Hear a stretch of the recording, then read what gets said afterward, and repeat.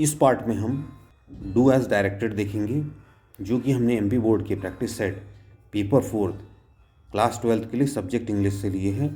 ये set D का part है। Wish you all the best. Do as directed में फर्स्ट देखते हैं हम, he did not study well, he failed. उसने अच्छे से पढ़ाई नहीं की थी।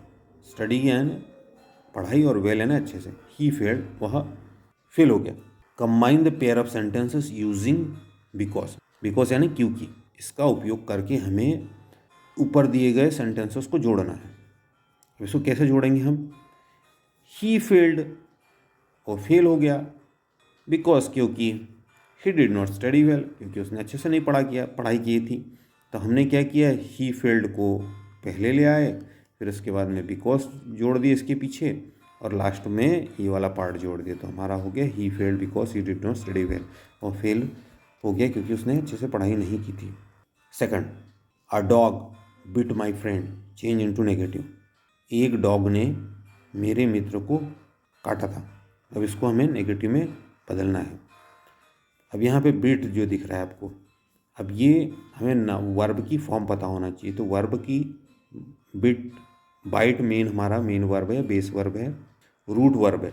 बाइट का मतलब होता है काटना, तो इसका सेकंड फॉर्म बिट होगा और थर्ड फॉर्म बिटन होगा। तो यहाँ पर हमारे पास में बीड है, तो इसका मतलब हो गया बीट। हम सेकंड फॉर्म ऑफ वर्ब का इस्तेमाल करते पास्ट टेंस में। अगर पास्ट टेंस में तो नेगेटिव बनाने के लिए हमें नॉट के साथ में एक हेल्पिंग वर्ब चाहिए, और वो हेल्पिंग वर्ब होता है डिड।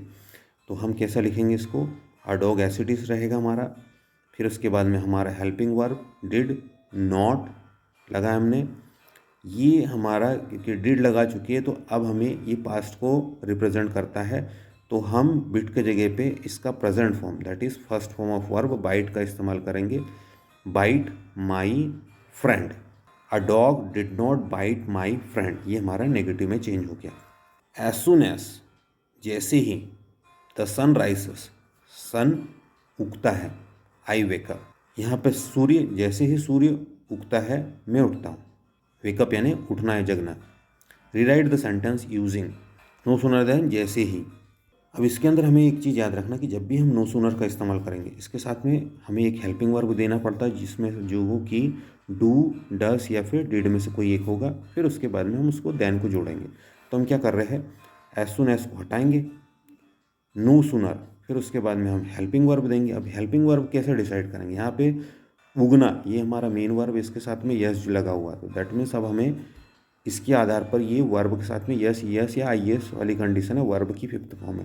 तो जब भी हमारे पास वर्ब की फिफ्थ फॉर्म रहती है, तो हम हेल्पिंग वर्ब डस का इस्तेमाल करते हैं। डस द सन राइज, अब हमने डस लगा दिया, तो हम मेन वर्ब में यस हटा देंगे, राइज।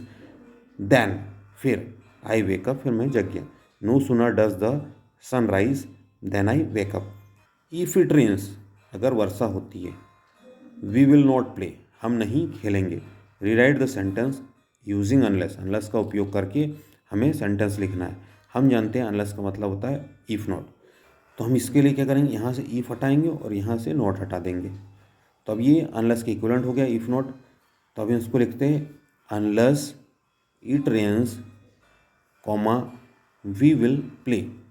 ये हमारा सेंटेंस हो गया। Next, fifth, I am sure of it, मुझे पक्का है इसका। ही विल कम टुडे, कि वह आएगा। Combine the pair of sentences using into a complex sentence. एक कॉम्प्लेक्स सेंटेंस में इसको बदलना, हैविंग अ नाउन क्लॉज, इसके अंदर नाउन क्लॉज होगा। कैसे हम लिखेंगे, आई एम श्योर, यहाँ पे वर्ब क्या होगा, श्योर। किस बात का पक्का है या क्या पक्का है, कि that he will come today, ये हमारा नाउन क्लॉज हो गया। मुझे पक्का है, क्या पक्का है, कि वह आज आएगा। हमने इसके लिए क्या किया, आई एम श्योर, श्योर के बाद में दैट लगाया हमने, हाँ, फिर ये फुल स्टॉप हटा दिया, एच को छोटा कर दिया और पूरा सेंटेंस ऐसे लिख दिया, he will come today, full stop. Sixth, they were too slow to win the race, rewrite the sentence using so that. So यानी बहुत, दैट यानी कि, तो इनको जोड़ना है। तो हम क्या करेंगे, इस टू के जगह पे सो रख देते हैं। दे वर सो स्लो, अब हमें दैट भी जोड़ना है, तो हम इसके बाद में दैट जोड़ेंगे। Could not win the race, अब यहाँ पे वर है, पास्ट का सेंटेंस, इसलिए हमने कुड लगाया। यहाँ पे अगर आर होता तो दे आर सो स्लो, तो हम फिर उस समय कैन लगाते हैं।